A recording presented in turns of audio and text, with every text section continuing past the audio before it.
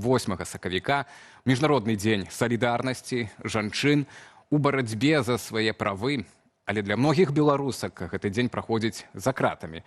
У жаночай калоніі нумар 4, напрыклад, на 8 сакавіка асуджаныя атрымліваюць падарунак – 1 гадзіна дзённага сну. Паводле звестак праваабарончага цэнтру «Вясна», цяпер у беларускіх турмах знаходзіцца 164 палітычныя зняволеныя жанчыны. Сярод іх 25 былі асуджаныя, ведаеце за што? За падтрымку Украіны, то бок фактычна за антываенную пазіцыю. 33 па так званай справе дваровых чатаў, то бок тыя, которые былі у чатах свайго двара, пад'езда. 16 за салідарнасць з палітвязнямі. Як правіла, гэта за перадачы, звычайныя перадачы, якія падтрымкі палітвязням ці сем'ям палітвязням. І яшчэ 10 па справе Гаюна, гэта таксама фактычна за падтрымку Украіны. Сярод зняволеных ёсць і журналісткі, і праваабаронцы. За сваю дзейнасць працягваюць адбываць тэрміны Наста Лойка і Марфа Рабкова, наша калега Екатерина Андреева. Агулам з 2020 года па палітычных крымінальных справах у Беларусі былі асуджаныя не менш як 1917 жанчын. Яшчэ больш за 9400 сутыкнуліся з адміністрацыйным пераследам, арыштамі і штрафамі. Пра тое, як за апошнія гады змянілася роля жанчын у беларускім грамадстве, пагаворым з даследчыцай гендернай тэматыкі Ірынай Сідорскай. Вечар добры вам, спадарыня Ірына. Прывітанне. Вось, думаў пачаць ад пытання, як вас віншавалі з 8 сакавіка ў дзяцінстве, а як сёння павіншавалі? Ці ёсць розніцы, ці для вас ёсць розніца ў спрыняцця гэтага свята? Безумоўна, ёсць. І, канешне, я таксама вырасла ў такой досыць патрыархальнай мадэлі ў Савецкім Саюзе, і там гэта был зусім рытуал. Гэта было як быццам свята пяшчоты, прыгажосці, пачатку вясны і гэтак далей. А зараз, мне здаецца, мы вяртаемся да сапраўднага сэнсу гэтай даты. І зараз вы назвалі гэта дзень салідарнасці з жанчынамі, дзень барацьбы за правы жанчын. І менавіта гэта і ёсць сэнс сённяшняга дня.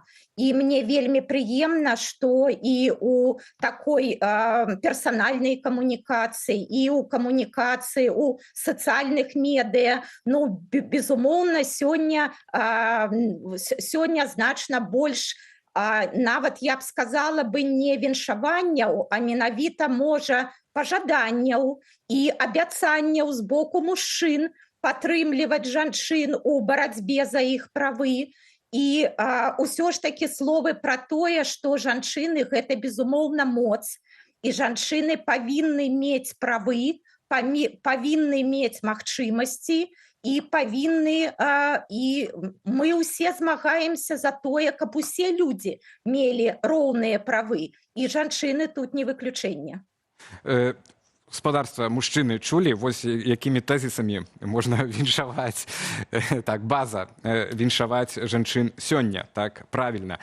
І мы пытаемся ў нашым чаце трансляцыі, вось вы кажаце пра то, як змянілася стаўленне да свята, а мы пытаемся, як змянілася за апошнія гады ўспрыняццё жанчын у беларускім грамадстве, іх роля, так. І у нас тут ёсць 3 варыянты адказаў, так, змянілася, не змянілася, і не ведаю. На мою асабістую думку, змянілася. Яно, фактычна змянілася постфактум таго, што адбылося ў 2020-м, калі, па-першае, жанчына перамагла ў выбарах, і за гэтай жанчынай, там, можна сказаць, што і мільёны беларусаў выйшлі, так, фактычна яе падтрымаць, так, і тая ж самая салідарнасць, пра якую вы кажаце. І цяпер для беларускага грамадства гэта норма, калі ў нас ёсць жанчыны-лідаркі. Вось, на маю думку, гэта змена стаўлення. Як вы ацэньваеце? Ці змянілася што? Згодная з вами, безумоўна, 2020 год паказаў, што беларускія жанчыны могуць, дакладна ўсё, І гэта сіла, гэта моц, гэта салідарнасць, гэта падтрымка, гэта разуменне палітычных правоў, гэта не толькі твары, не толькі сімвалы пратэсту, але гэта лідаркі пратэсту, гэта арганізатаркі пратэсту. І вось менавіта тое, што гэта было так бачна і так паказальна, я думаю, што гэта адна з прычын таго, чаму вось зараз мы і маем гэты год жанчын.